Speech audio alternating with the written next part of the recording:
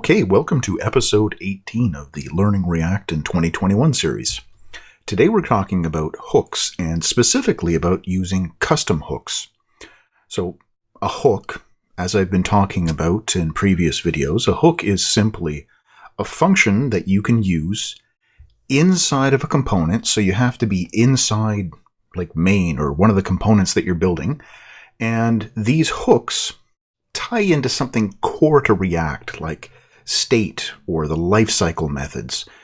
So we have a bunch of built-in ones. We've been using useState and useEffect throughout this application as we've been building it.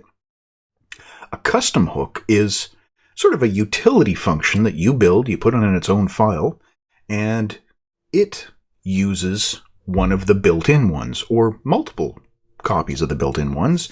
Maybe it does some other asynchronous things, and then you import that instead of useState. So we're going to be talking about local storage and making fetch calls using axios. And we're going to put these into hooks.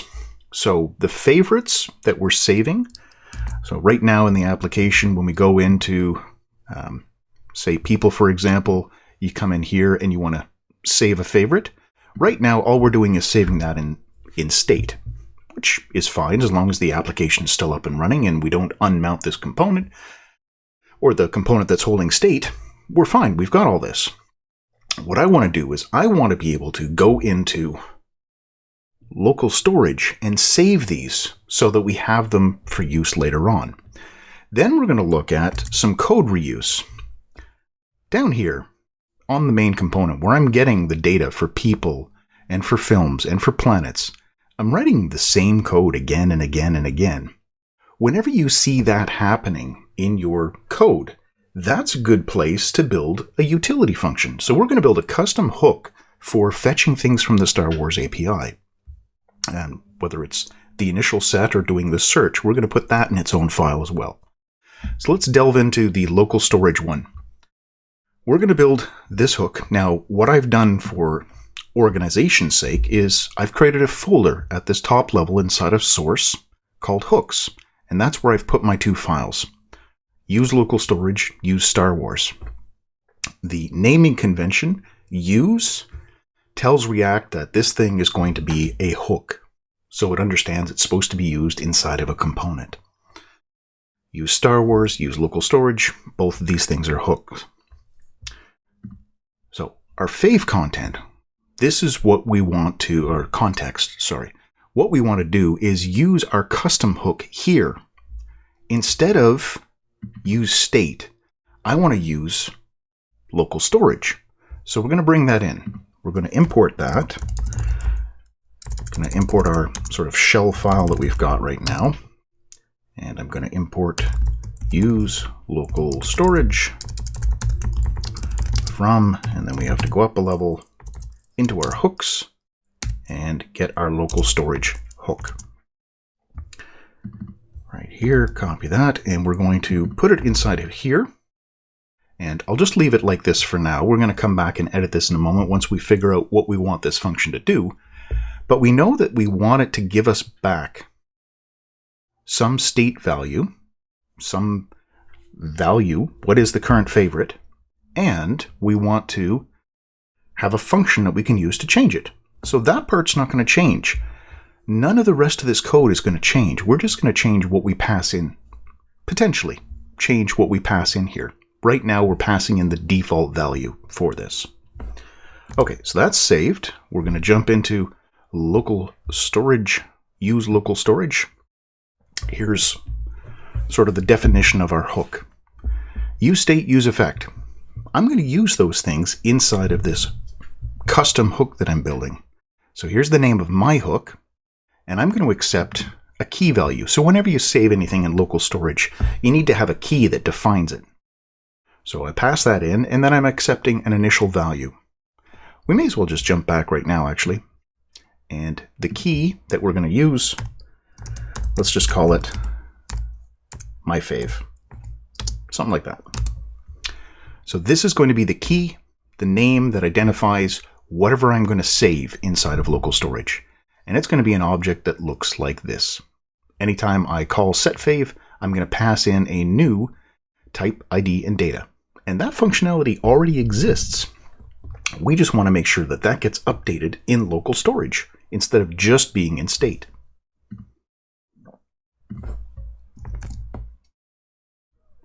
So what we were doing before, we were creating a state variable. So we're going to do the same thing just inside of our custom hook. So there's going to be a value and a function to change that value, whatever it is. Set val, there we go. And we're going to call useState. Okay, that's what we're doing. And what are we putting in here? Well, whatever the initial value is, that's what we're going to save in here. And our custom hook has to return same sort of thing that we were doing before with useState. We're going to pass back whatever that variable is and the function to change it. There we go. So now, outside appearances are that it's the same thing as useState, but we want to be able to call ours and have it do all the work of dealing with local storage. So instead of just putting in a value, we can alternatively put a function inside of here. So this is something I haven't done before in the series, but useState will take a default value or a function that is going to set the default value. Whatever this thing returns, so I could do this, and then it's doing the exact same thing that it was just doing before. I've got a function that returns the initial value, and that's what's being put in there. Instead of that, what I want to do is I want to actually work with local storage. So the stored value, that's the thing that's in local storage. I'm going to try to get that. So local storage get item. And if you haven't worked with local storage before, I've got a video on working with local storage. The link to that is up at the top.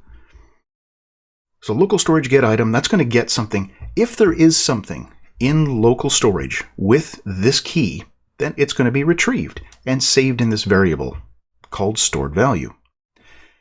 If it doesn't exist, this is going to be an undefined value. So I'm going to check to see what that is. And we'll say, all right, we're going to return stored value. If there was something in local storage, that's what I want to return. So what I will do is I will call the json.parse method on stored value. So whatever came out of local storage, we're going to parse it, and that is what's going to be returned from here. We've just sort of added this one extra step where instead of giving an initial value, we're giving it a value unless there's something in local storage, in which case we're going to parse that, and that's what's going to be set as the starting value. If there isn't, we'll use whatever was passed in here as the initial value. So we've got sort of a fallback of an initial value if there isn't anything in local storage. What else do I need to do? Well, we need to update local storage if that value ever gets changed. If somebody calls setVal, I need to be able to update what is inside local storage. Use effect. We're going to do that. We're going to have a function, and this function is going to run if somebody changes that value. So when somebody tries to change the value, if they call setVal and they change it, this is going to run. It's also going to run on the initial load, but it's going to run when somebody updates it. That's the important part.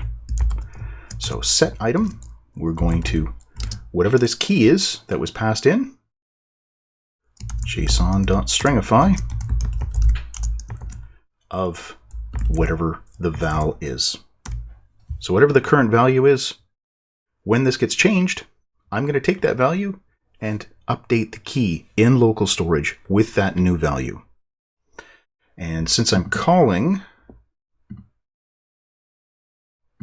key, I'm using key here as the key to update it, I'm also going to use that as a dependency. Okay, that's it. That is the entire thing. Here is a custom hook for working with local storage. So local storage now takes this and it's wrapped around useState and useEffect. It's going to return the same thing that useState did. Over here, in our context that we are using, I no longer need useState. I've replaced that with our call to use LocalStorage. Here's the key. There's my default object. That's going to be set as long as there wasn't something already in LocalStorage. So let's jump into the browser, take a look. And we'll inspect this. Go to Application, LocalStorage. And here we go. Let's clear it all out so there is nothing inside of there. I'll go here and refresh. Okay, so there it is. The initial load of the site. There's my fave being saved. There's that default object. If I jump into people and I go to, let's say, Darth Vader, and I save him as my favorite, now this is what I've created. The Darth Vader object is in there, the ID is 4, the type is people. If I switch over to films and I take Empire Strikes Back and I set that as my favorite, I've updated this. So that's working. Great. But what happens if I refresh my page? I've still got this. LocalStorage hung on to it for me. So if I go back to films, I would expect that to appear. And there it is. Even though I refresh the page, now that I'm leaning on LocalStorage to save things for me, it doesn't matter that the thing got reset, because I've still got the data there. Okay, so that's one. Custom hook, completely finished. Fave context was there. We used the LocalStorage custom hook, and we already had the functionality throughout our application to use the fave value that was stored in state. That still works. Okay, next one.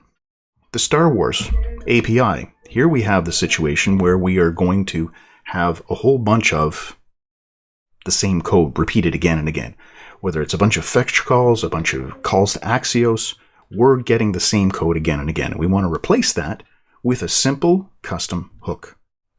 So, right here, where we are calling useState, we're going to replace that with a use Star Wars hook. So what are we using the state for right now? These three things. We've got people, planets, films. Those are arrays. And we're passing those down into our components down here. So we have to make sure that we keep planets, people, and films the same way they are now. We don't want to break anything else. We'd like our code in the rest of the application to still run the same way. So we need to make sure that we're getting back a list and also something that's going to trigger it, some way to update things. So a set method for each one of these things. And this could be the initial load of the data. It could also be when we do a search. So somebody's filled in the keywords and they're doing a search. Like here.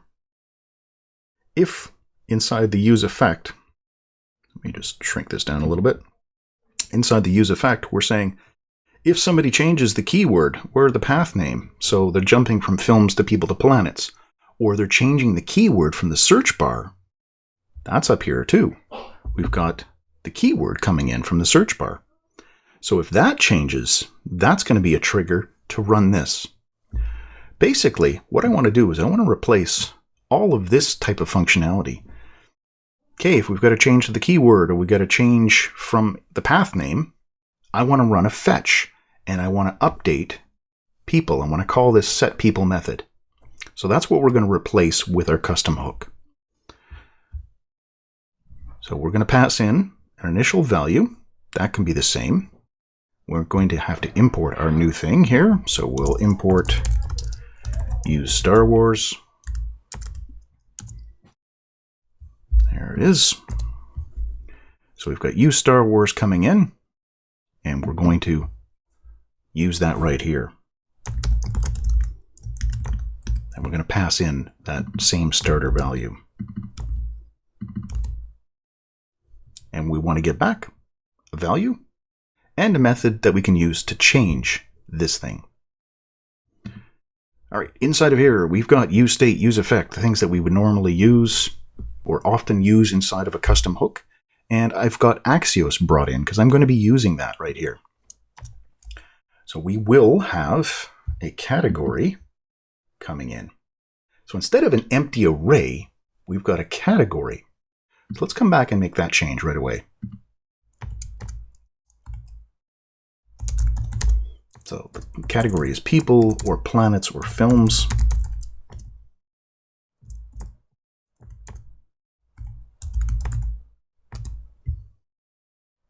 Okay, inside of here, we're going to have to return down at the bottom an array that has the list of things and some method. So we'll get to that in just a moment. We want list, and we need a way to update that list. Use state, and the initial value was always an array, an empty array. So let's start off with that. We've got this thing. This is what we're doing initially. When we call this method, this is what useState was being used for inside of main. Okay, now the method I'll come back to in just a minute. I'm going to be using axios, and by setting defaults.baseURL, I'm going to be setting that starting point. So this variable here, the URL, I'm going to be setting that as the base URL, and that means anything that I pass into the axios.get method is going to use this plus whatever I provide. So inside my useEffect, inside of here, I'm going to be calling axios.get, and the URL is going to be that base URL plus category. Okay, if I'm passing in category, it has to be in my dependencies. So axios.get, this is going to return to me a response object. And that response object is going to have a property inside of it called data, which is the actual data object. And there was a property called results. Like if we look in here, here's the response object that we get, and response.data is the whole thing. We want data.results. So we're going to do that right here. We're going to call setList, and we're going to pass in response.data.results. That is the brand new array. Okay, now setList is one of our dependencies, so we're going to have to include that. And we'll add a catch on here. We should always have a catch. I'm just going to write it out to the console. And we've got setList as a dependency right now, so we'll add that in here. And our method for right now we'll call setList. I'll just put it in there because it needs to have something that's being returned. Now, my problem that I have here is this works great for the initial load.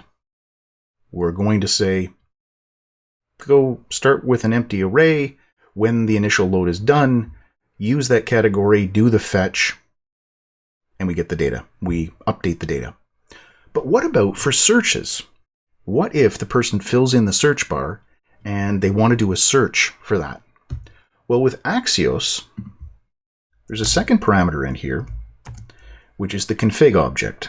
And if you want to put something in the query string, you say params, and the params has an object where you define what you're going to have as the parameters in the query string. So I'm going to say search is, and then I need to have a value, a keyword that I'm providing. So I'm going to provide this keyword. This is going to be a variable. It's going to have to be in my list right here. So whatever that keyword is, that's going to have to be provided. So what is that keyword going to be? Well, for the very first load, the very first time we come in here, keyword is going to be an empty string. So useState, and keyword is empty. So this is empty, It's an empty string. That's what we're putting inside of here. But if that ever changes, then I need to be able to run a new search. So how am I going to change this keyword? I can't pass something into use effect. It's not like I can call use state again. This set keyword, that is the built-in way for us to change the value right here. So I need to be able to call set keyword. I'm going to copy that, and I'm going to replace set list with set keyword. I'm never going to be passing in a new list. Like, I'm not going to call set list from outside of this. I'm doing set list when I do my fetch calls. This never needs to go back to the rest of the app. The only place it's needed is inside of here in my use effect. When I do a fetch, I update the list. But the keyword, yeah, that's going to be updated. My search bar is going to be empty, and then I'm going to have a search word, and then it's going to be empty again. Whatever the value is for the keyword search, I need to be able to change that. So that's what we pass back here. That's the method that we return. So I save this, go back into main, knowing that I've got the list, and these are actually the methods to change the keyword. So we can, inside of here, I've got a keyword variable right here. All I need to do is replace all of this. Actually, I'll take out the old stuff as well. Get rid of all of that. Inside of here, I'm going to call setPeople, which is now the method to change the keyword. So what do we pass in? Keyword. This URL, I don't need that anymore. That's built into my custom hook. So inside of here, I don't need any of that. Instead, we're going to call setFilms keyword. Inside of planets, you guessed it, setPlanets. So it's no longer a method that will update the list. What it is a method that changes the keyword. Are you searching for an empty keyword, or are you searching for an actual search term? This gets passed into our custom hook right here through this method, which is the method to change the keyword. And we don't need people, films, or planets. What we need instead are these methods right here. So we've got setPeople, we've got setFilms, and we've got setPlanets. Those are now the things that change. The path name changes, or the keyword changes. Those are the times when this needs to be called. Now these are dependencies because we're using them, but those are never going to change. Those are going to stay the same. We create them as constants right here, so they exist. We don't have to worry about them. They just exist for us. And now, we still have these same variables, people, planets, films, that are being used down below. But now we've replaced all that code that we had with 3 method calls. All the work is being done inside of our custom hook, use Star Wars. This is the thing that's got axios. So up here, if I've got axios in my imports, yeah, it's no longer needed. So I can scrap that. Use state, no longer using it here. That's off inside the custom hook as well. There we go. We've gotten rid of a couple imports. Same sort of structure where we've got the same variable names for the list and for the method to update the list, which technically that's what they're doing. They're doing it through updating the keyword, and then that has a use effect of updating the list for us. All right, let's try it out. Back to the start, let's refresh, make sure it's completely up to date. Go to films. There we go, and even the favorite from before is there. People, it's working. Change the favorite. It changes it inside of here. Planets, planet details, planets, planets. So the data is never leaving us. It's the same as before. We've got that state data up at the top level. We're not losing that.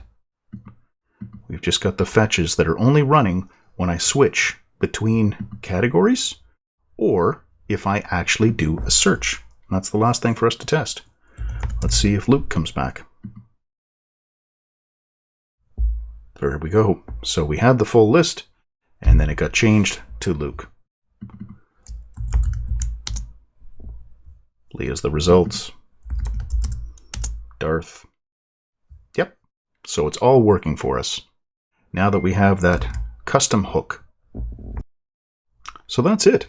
That's custom hooks.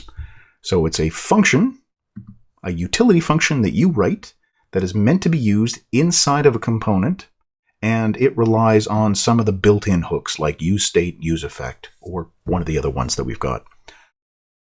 All right, so that's it. If you have any questions, feel free to leave those in the comments down below. I answer as many as I have time for.